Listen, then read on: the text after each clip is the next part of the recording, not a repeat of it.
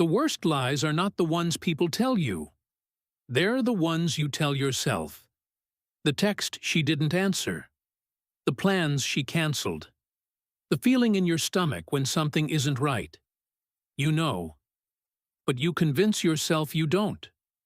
Because the truth hurts. And hope. Hope is addictive. It was 3:14 in the morning. Eric Washington sat alone inside his truck.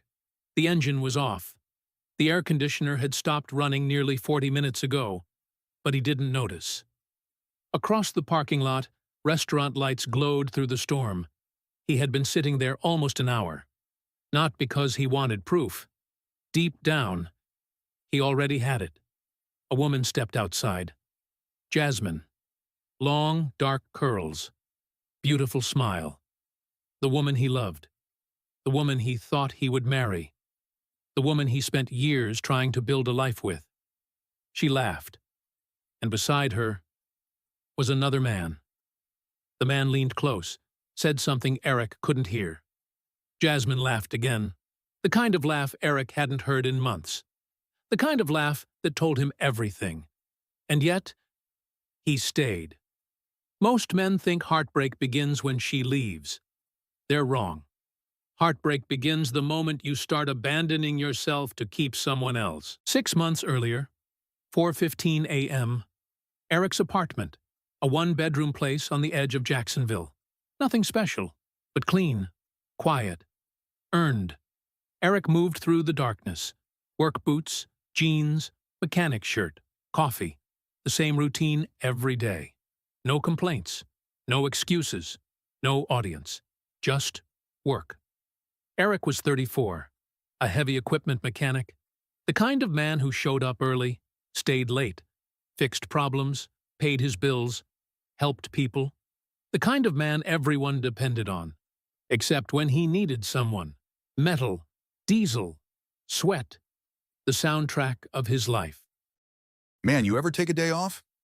You paying my bills if I do? Eric joked, but the truth was simple. Everything he did had a purpose. He wasn't working overtime for himself. He was working for a future that included Jasmine. That evening, he pulled into Jasmine's apartment complex. Immediately, Caleb came running. Caleb was 8, full of energy. Always smiling, always talking. The kind of kid who made bad days better. Then there was Madison. Eric, guess what? I hit a home run at practice. No way, that's my guy. Hey, Eric, Mom says we're having spaghetti. You buying? Sounds expensive. Probably. The kids loved him, and Eric loved them. Maybe more than he should have. Because every time they smiled, he imagined a future that didn't exist yet. Jasmine appeared. Beautiful. Confident. The kind of woman people noticed. Just enough affection to keep hope alive. Not enough to feel secure. Dinner felt normal. Almost peaceful. The sound of a family. Or at least the illusion of one. Moments like this made it easy to ignore reality. Because reality didn't look dangerous. Reality looked comfortable. And comfort can be one of the most dangerous traps a man ever falls into. You coming to my game Saturday? Wouldn't miss it, promise. Later that night, the dishes were done, the kids were in their rooms, and Eric sat on the couch beside Jasmine. You okay? You seem distant. I'm just tired. Anything I can do? You're already doing enough. For most men, that would sound like appreciation. To Eric, it sounded like hope. And hope made him stay. At first, the changes were small. So small they were easy to explain away. A delayed response, a canceled date, a forgotten phone call, a shorter conversation, a little less affection, a little more distance. Nothing dramatic, nothing obvious. Just enough to make a man question himself. Not enough to make him leave. Eric stared at his screen. A message sent 3 hours earlier. Still unread. He set the phone down. picked it back up, then set it down again. She's probably busy. That became his favorite excuse. Busy, not distant, not uninterested, not pulling away. Busy, because the alternative hurt too much. One Friday evening, Eric sat alone in a restaurant booth. The reservation was for 2. The table remained set for 2. But only one person showed up. You waiting on somebody? Yeah, she'll be here. Okay. She never came. An hour later, a text message arrived. Sorry, something came up. Rain check? Eric stared at the message, then typed, No problem. Maybe next time. and just like that, he swallowed another disappointment. Because that's what men do sometimes. Not because they're weak, because they're hopeful. And hope can make a smart man ignore things he'd never tolerate from anyone else. The following week, a man walked into Jasmine's restaurant. His name was Darius. He wasn't rich, he wasn't famous, but he had something many people mistake for success. Presence. The room noticed him. Women noticed him. Men noticed him. Even when he wasn't trying. Y'all working too hard in here? Somebody has to? Not tonight. Tonight looks like a good night. The laugh caught her off guard. It caught him off guard, too. Darius smiled. Not because he was trying to impress her, because he assumed he already had. And confidence can be incredibly attractive, especially when someone has spent years feeling unnoticed. Weeks passed. Darius kept showing up. Not every day. Just enough. Enough to become familiar. Enough to become comfortable. Enough to become a problem. At first, Eric noticed little things. Jasmine smiling at her phone, turning the screen away, replying faster than before.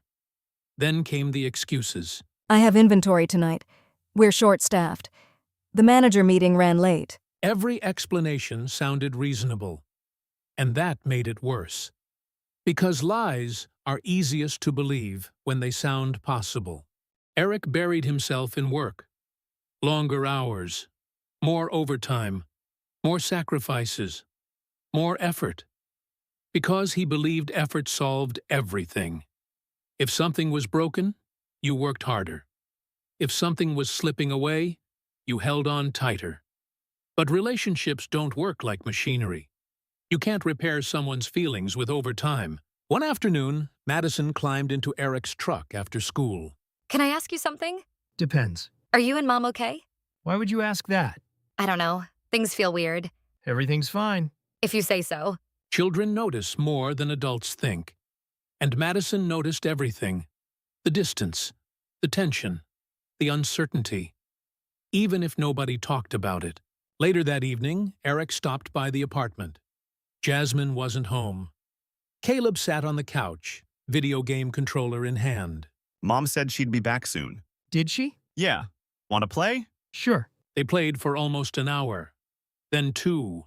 Then 3. Still no Jasmine. Finally, the front door opened. Sorry, long day. Everything okay? Yeah, just tired. Again. Tired. Busy.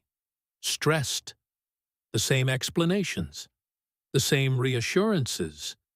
The same growing distance. One night, Eric scrolled through social media. Mindlessly. Looking at nothing. Then he saw it. A photo from the restaurant. A staff picture. Everyone smiling. And standing beside Jasmine was Darius. Not touching. Not inappropriate. Nothing obvious. But something about the way she looked at him stayed with Eric. Men know. Not always immediately, but eventually, they know. The problem is, knowing and accepting are two very different things. Because Eric wasn't fighting for Jasmine anymore. He was fighting for the dream, the family, the future, the life he imagined. And every day he spent protecting that dream made reality harder to face. The storm wasn't coming. It was already here. Eric just hadn't stepped outside yet.